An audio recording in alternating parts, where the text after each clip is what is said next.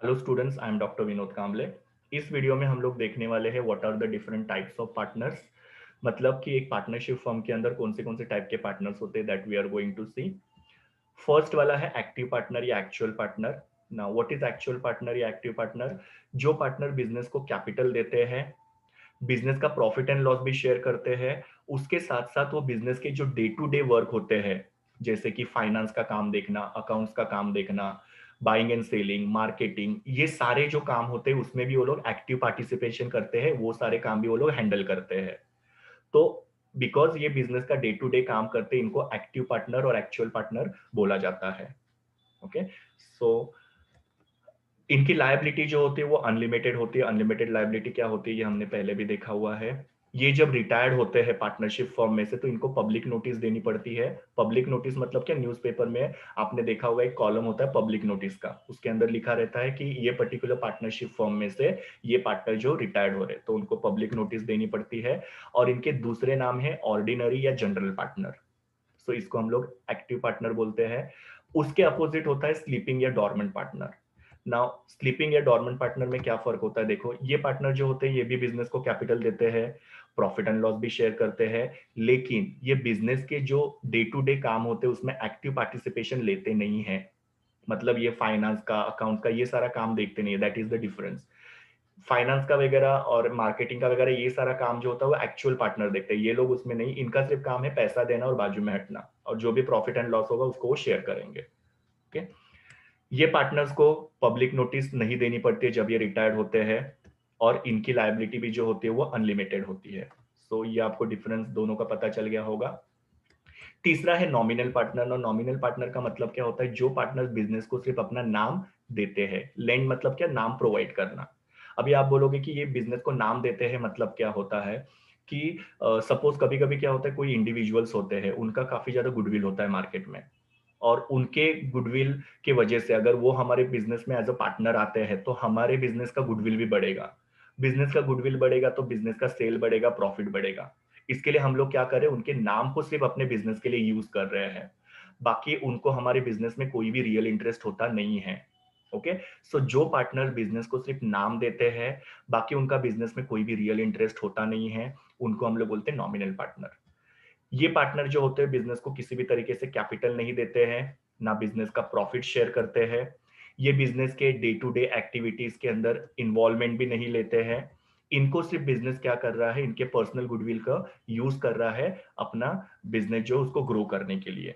बाकी इनका बिजनेस के साथ कोई भी डायरेक्ट अटैचमेंट नहीं है, और ये किसी को आंसरेबल भी नहीं है, थर्ड पार्टीज को। मतलब कोई इनको कुछ अगर गलत होता है या कुछ भी होता है तो they are not answerable for that particular thing. Okay, so जो पार्टनर सिर्फ बिजनेस को नाम देते हैं they are called as a nominal partner.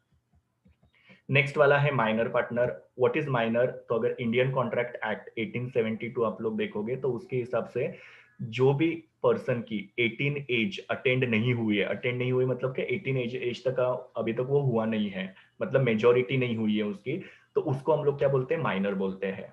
Okay, अभी इंडियन कॉन्ट्रैक्ट एक्ट के हिसाब से माइनर जो होता है वो किसी के साथ कॉन्ट्रैक्ट में एंटर नहीं कर सकता है। मतलब माइनर खुद किसी भी प्रॉपर्टी को परचेस या सेल वगैरह नहीं कर सकता है, या किसी के साथ कोई भी एग्रीमेंट वगैरह नहीं कर सकता है, बिकॉज उसके अंदर उतनी क्षमता नहीं होती है ऐसे माना जाता है। 18 साल के बाद में वो मेजोरिटी अटेंड करता है तो वो कॉन्ट्रैक्ट वगैरह कर सकता है, या कोई भी चीज को बाय और सेल वगैरह कर सकता है, बट बिलो 18 एज जो होता है वो किसी के साथ कॉन्ट्रैक्ट में एंटर हो सकता नहीं है।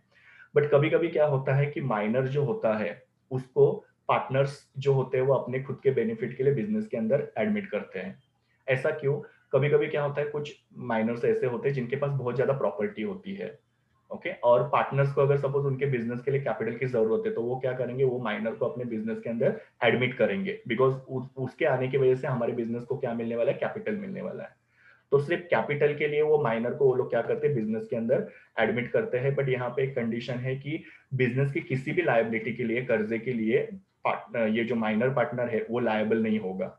मतलब वो बिजनेस का कोई भी लायबिलिटी को शेयर करेगा नहीं, सिर्फ बिजनेस का प्रॉफिट जो है वो शेयर करेगा।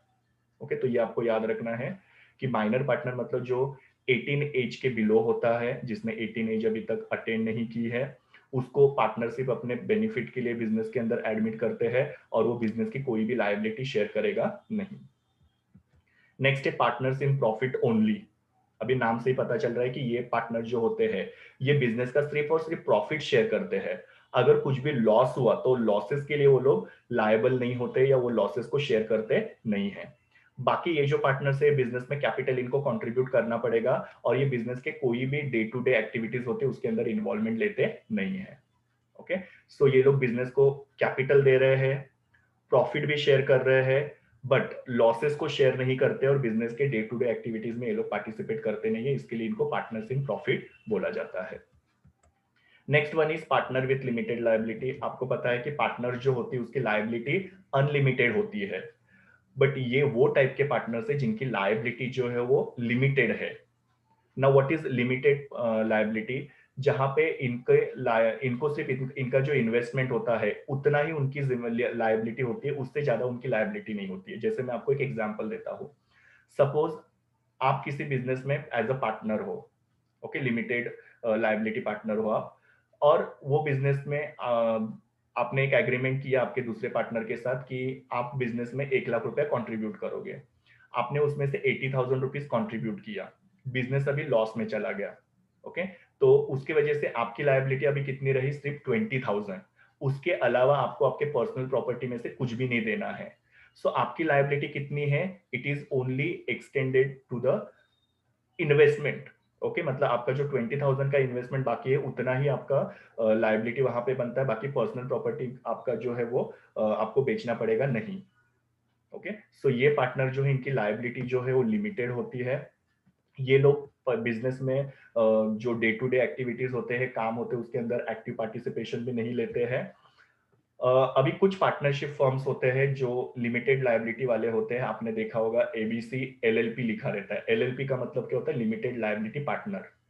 ओके, मतलब वो फर्म ऐसा है जो फर्म के अंदर सारे पार्टनर जो हो लिमिटेड लायबिलिटी वाले हैं, पर उस फर्म के अंदर सारे पार्टनर्स लिमिटेड लायबिलिटी वाले होंगे होंगे, लेकिन एक कोई ऐसा पार्टनर होना चाहिए जिसकी लायबिलिटी जो होती है वो अनलिमिटेड होनी चाहिए, नहीं तो कोई भी बिजनेस को फंड्स नहीं देगा या कोई लोन नहीं देगा बिजनेस को। ओके, तो एक चीज समझ लो, ये ऐसी पार्टनर्स होते हैं जिनकी लायबिलिटी लिमिटेड होती है। उनके इन्वेस्टमेंट तक, उनका इन्वेस्टमेंट जितना बाकी है उतना वो लोग भरेंगे, बाकी चीजों से इनका मतलब बिजनेस का कोई भी कर्जा रहेगा तो उससे उनका कोई भी लेना देना होता नहीं है। अगर ऐसी कोई एलएलपी वाली पार्टनरशिप है, लिमिटेड लायबिलिटी वाली पार्टनरशिप, वहां पे सारे पार्टनर्स की लायबिलिटी लिमिटेड है, तो सब पार्टनर में से एटलीस्ट एक कोई भी पार्टनर ऐसा होना चाहिए जिसकी लायबिलिटी जो होगी वो अनलिमिटेड होगी।